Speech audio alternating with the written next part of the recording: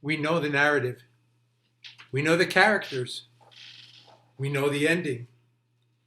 Yet each time we revisit Genesis 22, the binding of Isaac, in Hebrew Akedat Yitzchak, our minds and our hearts fill with questions. Here are only a few of those questions. Why is Sarah absent from this chapter? Wasn't it she who sought to protect Isaac at all costs from the influence of Ishmael? Why is Avraham so compliant? Isn't he the same person who argued with God and demanded God's justice in connection with the residents of Sodom and Gomorrah? Is Isaac a young boy, completely passive and willing to follow his father in whatever direction he leads him? Or is he an adult son aware of his father's mission and ready to fulfill his role in the ultimate act of devotion to his God? And what of God? Must God test Abraham in this cruel manner to learn that he is devoted? Does the judge of all the earth act with such cruelty to a servant?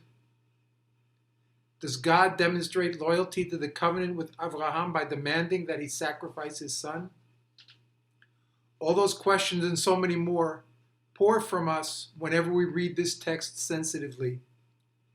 Is it possible that Avraham endured all the previous tests in his life, leaving his home and his past, allowing Ishmael and Hagar to depart, and all the other tests, only to be deprived of Isaac, who was to be his legacy? And how is this a fitting Torah reading on a day when each of us individually and humankind collectively are judged?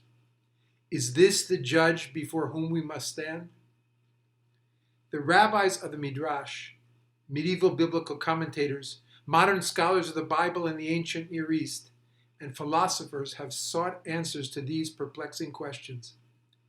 They have approached every word of this laconic biblical narrative seeking to understand who these characters are and how this episode sheds light on Judaism. Moreover, Jewish parents through the ages who were persecuted and threatened saw their own life situation reflected in the command to Avraham. Were they ultimately called upon to do more than Avraham? In sacrificing their beloved children, were they greater knights of faith than Avraham? The biblical account accords no role whatsoever to Sarah, and a very minor role to Isaac. Genesis 22 is largely the story of Avraham silently fulfilling what he understands his God asks of him. Accompanied by Isaac and two unnamed servants, Avraham journeys for 3 days until he espies from a distance the place where he must offer his son.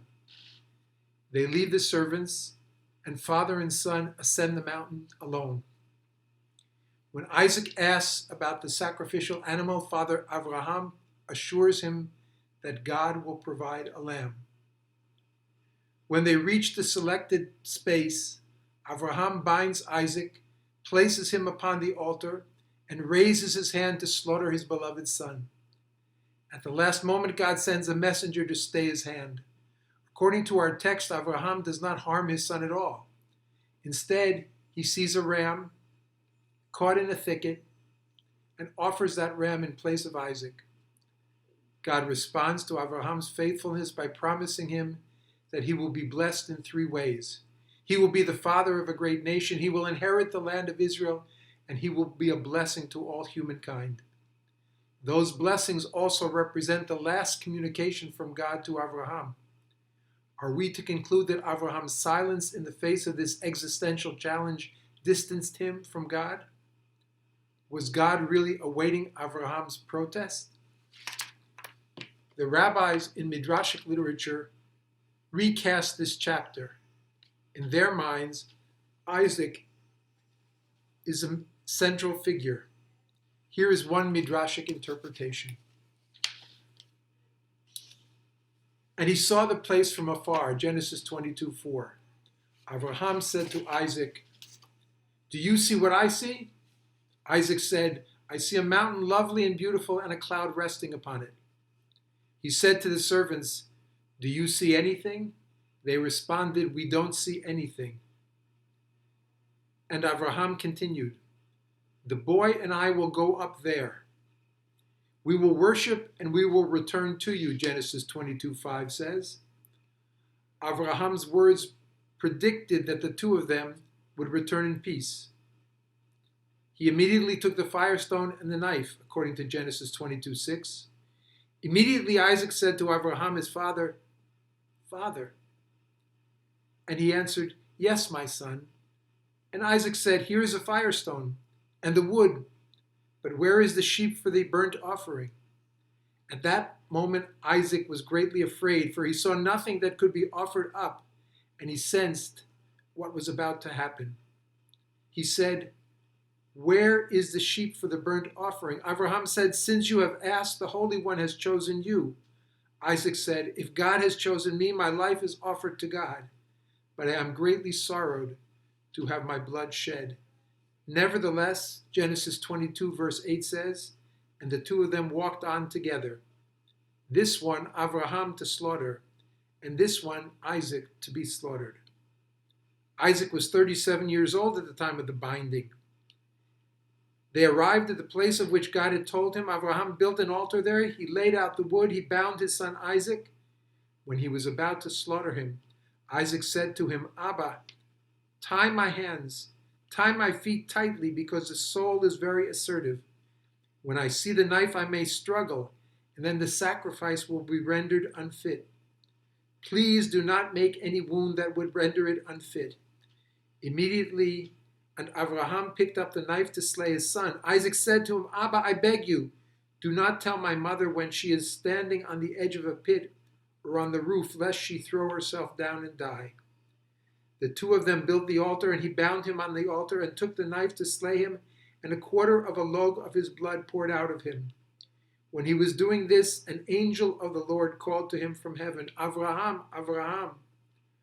Why did he call him twice? Because Abraham was hurrying to complete the slaughter. And he said, Do not raise your hand against the boy. And Abraham responded, Who are you? And the messenger of God said, An angel. He said to him, When I was told, Take your son, it was the Holy One who told me.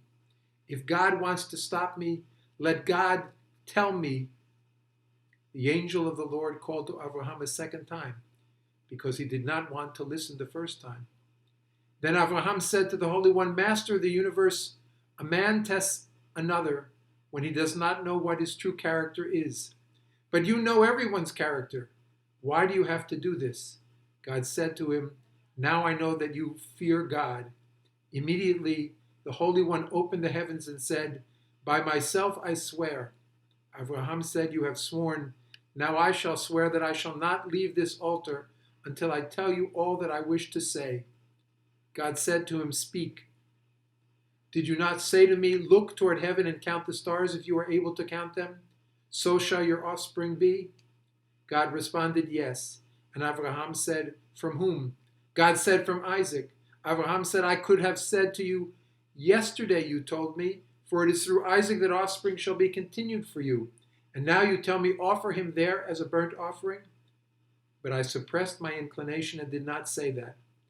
Now when Isaac's descendants sin and are in trouble, remember unto them the binding of Isaac. Consider it as if Isaac's ashes were strewn before you, God, on the altar, and forgive them and redeem them from their troubles.